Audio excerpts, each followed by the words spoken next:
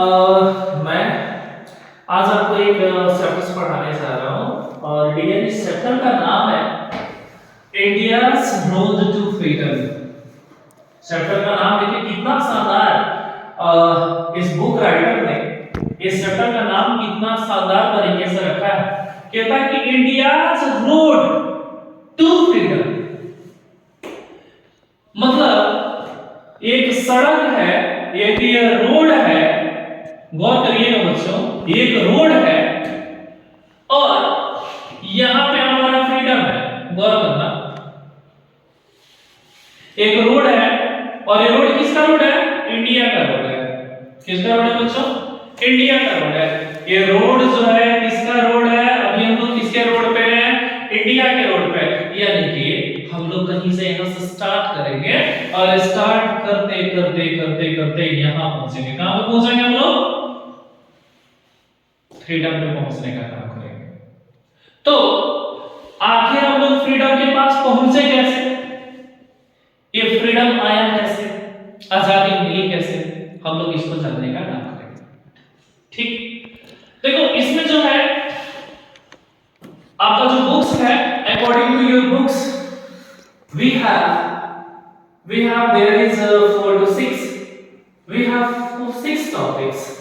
The first is towards freedom, the second is the battle of Plassey and Buxar, the next one is the revolt of 1857, next Indian National Congress, next partition of Bengal, and the last one is Swadeshi movement. Okay, तो हम लोग आते हैं towards freedom, हम लोग चलते हैं freedom की ओर। कहां हम लोग चलेंगे बच्चों? फ्रीडम की ओर चलेंगे। तो देखो चलते हैं आजादी की ओर, आजादी वाले रास्ते पे। कौन से रास्ते पे हम लोग हैं? अभी आजादी के रास्ते पे, आजादी के रोड पे। देखो आपका क्या बुक बोल रहा है कि Asian time India was known for its spaces, silk, textile, jewellery and handicrafts. कहता है कि आप अगर एंशिएंट टाइम की बात करेंगे, अब देखो मैं आपको बता दूं कि पहले अभी हम लोग हिस्ट्री को रीड कर रहे हैं बच्चों, और ये जो हिस्ट्री है, there are 3 parts of history we have. First is ancient, second is medieval and third is what? Modern. तो हमारे पास पहला, अगर एंशिएंट टाइम की बात करें, अभी हम लोग एंशिएंट टाइम की बात करने जा रहे हैं, तो अगर हम लोग एंशिएंट टाइम की बात करें तो एंशिएंट टाइम में हमारा जो इंडिया था, इंडिया कभी इसको कहा जाता था गोल्डन गॉड। क्या बोलते थे हम लोग? इसको बोलते थे गोल्डन, सोने की चिड़िया। कैसे सोने की चिड़िया थी, इसको भी हम लोग जानेंगे। सबसे पहली बात तो ये कि एक व्यापारी हमारे देश में पहुंचता है, उस व्यापारी का नाम क्या है? नाम भी आपको पता होगा, और उसका नाम था Vasco D gamma. Vasco D gamma कब आता है? इसको भी से भी लिख सकते हो। वास्को डी गामा पहुंचता है 1498 में। कहां पहुंचा? वास्को डी गामा भारत पहुंचा। तो कुछ बच्चे अक्सर आप लोगों ने ऐसा सुना कि भारत की खोज किसने की, ऐसा पूछता है। तो ये आप हमेशा याद रखना कि भारत कहीं गुम नहीं था, भारत कहीं गायब नहीं हो गया था मैप से, है ना, कि भारत का किसी ने खोज किया। तो भारत के लिए एक नए सी रूट का, है ना, यानी कि समुद्र से एक आने वाला शॉर्टकट रास्ता था, है ना, और उस रास्ते का खोज करने वाला जो व्यक्ति था, इसका नाम था वास्को डी गामा। और वास्को डी गामा 1498 में 1498 में 1498 में सबसे पहले इंडिया आता है। और ये आया कहां से था? ये आया था पुर्तगाल से, पुर्तगाल से।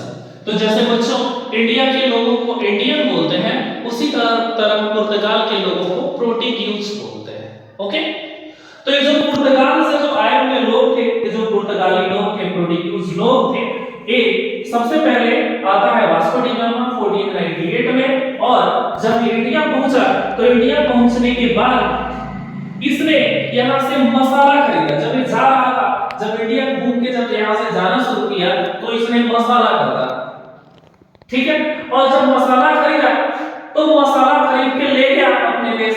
कहां ले गया? पुर्तगाल लेकर गया।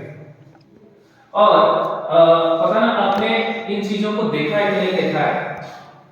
आप किसी भी बाहर की तरफ आप रेस्टोरेंट में या किसी बाहर की तरफ आप होटल में जाते हो तो वहां पे आप जाएंगे तो आप बोलेंगे कि मेरे को नॉनवेज खाना है, मेरे को मटन खाना है, चिकन खाना है। तो ये लोग सब क्या जानते हो, ये लोग सब फ्रोजन रखते हैं। फ्रोजन मतलब ये सब फ्रीज में रहता है और फ्रीज में एक काफी जो है मैं आपको बताऊं कि कुछ प्रिजर्वेटिव के साथ कुछ केमिकल्स उसमें मिलाए हुए होते हैं और उसको बड़ी अच्छे से पैकिंग की हुई होती है और पैक करके इसको फ्रीज में रखा हुआ होता है। उसको निकालते हैं और फिर बना करके आपको दे देते हैं।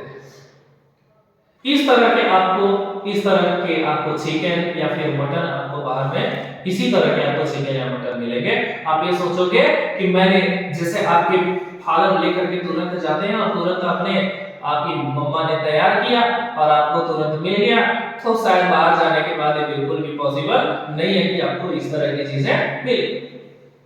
तो पुर्तगाल में भी अगर आप उस टाइम के समय में भी देखेंगे तो चूंकि यहाँ के लोग काफी नॉनवेज वगैरह ज्यादा खाते हैं तो इनके पास ये नॉनवेज खाते तो थे लेकिन इनके पास शायद उस तरह के मसाले नहीं थे। जब यहाँ से मसाला लेकर के गया वास्को डी गामा, जब वास्को डी गामा वहां पे पहुंचा तो वहां के लोगों ने जब यहाँ के भारत के मसालों को खाया तो खाने के बाद उनको बड़ा ही डिफरेंट लगा, बहुत ही उनको मजा आ गया खा करके कह सकते हैं। और मैं आपको बता दूं, आप यकीन नहीं करोगे, अगर मान लो कि उस टाइम इसने 1 रुपया में कोई चीज खरीदा था, मसाले को खरीदा था और जब ये पुर्तगाल लेकर के पहुंचा, अपने देश को पहुंचा तो वहां पे जाके इसको 60 रुपए में बेचा, यानी कि इसको अपने व्यापार में 60 गुना फायदा। अब समझ जाओ कि आपके फादर है ना, मान लो कि कोई काम कर रहे हैं और कोई काम उन्होंने स्टार्टअप किया और स्टार्ट करने के बाद उन्होंने काफी कम पैसा लगाया, मान लो कि 100 रुपया उन्होंने लगाया आज और उन्होंने 100 रुपया लगा करके काम की शुरुआत करी और कल पता चला कि वो पैसा जो है 6000 रुपया हो गया। आपको लगता है कि आपके फादर दूसरा काम करेंगे? मुझे तो बिल्कुल भी नहीं लगता कि वो दूसरा काम करेंगे।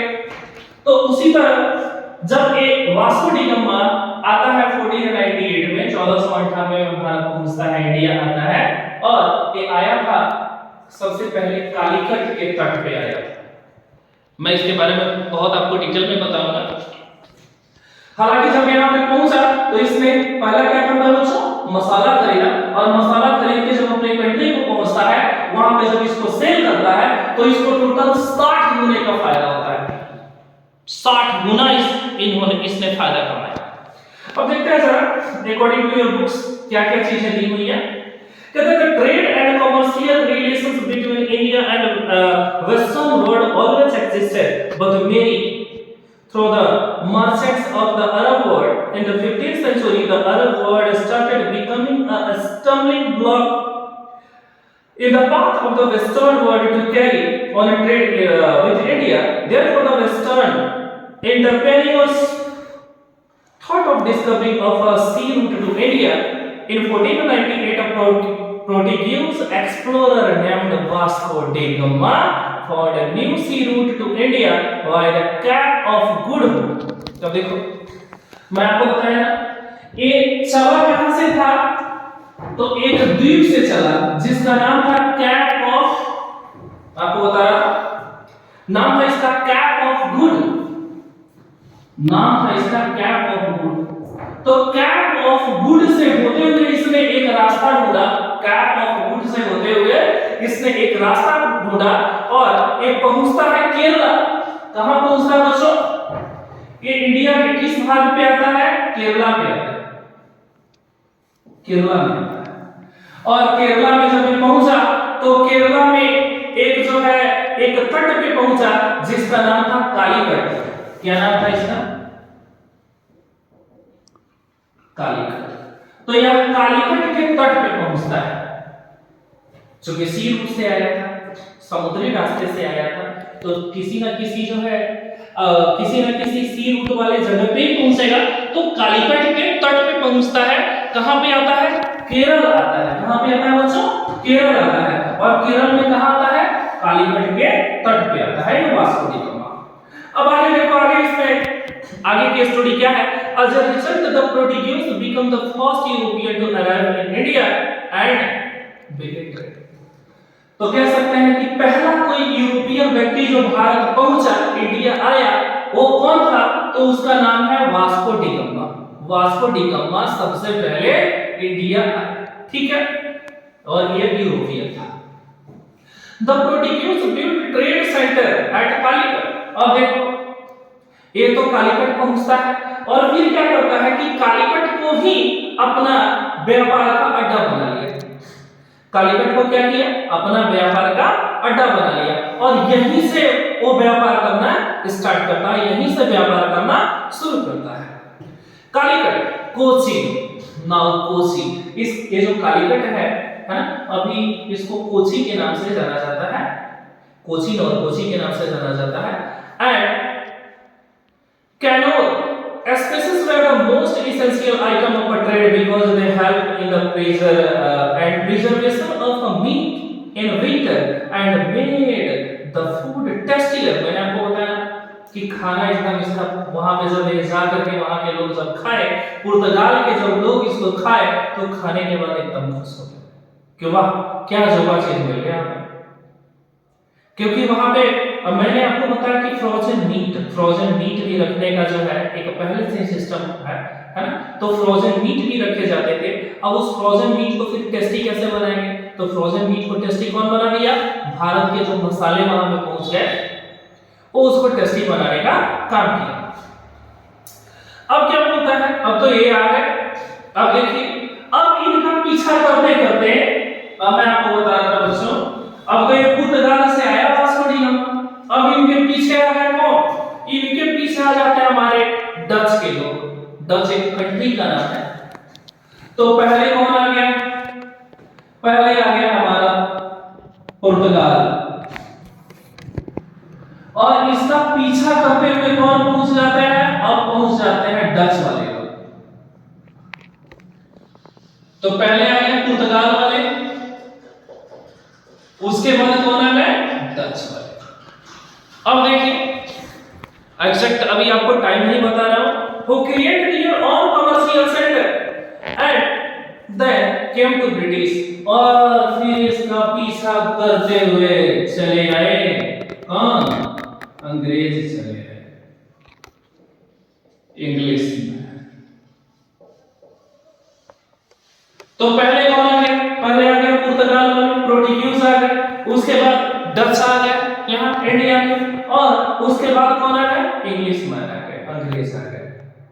अब हम लोग जानेंगे बच्चों कि नेक्स्ट क्लास में हम लोग जानेंगे कि फिर पुर्तगालियों का क्या योगदान था, डचों ने क्या किया, इंग्लिश मैन ने क्या किया, इन सब के बारे में हम लोग डिटेल में जानने का काम करेंगे। आज के क्लास में हम लोग इतनी सारी चीजों को क्लियर करेंगे। आप ये बोर्ड पे जितनी सारी चीजें देख रहे हो, इस सारी चीजों को आप जो है अच्छे से वेल तरीके से आप अपनी कॉपी में लिख करके इसको कंप्लीट कर लेंगे। ठीक है, thank you so much dears.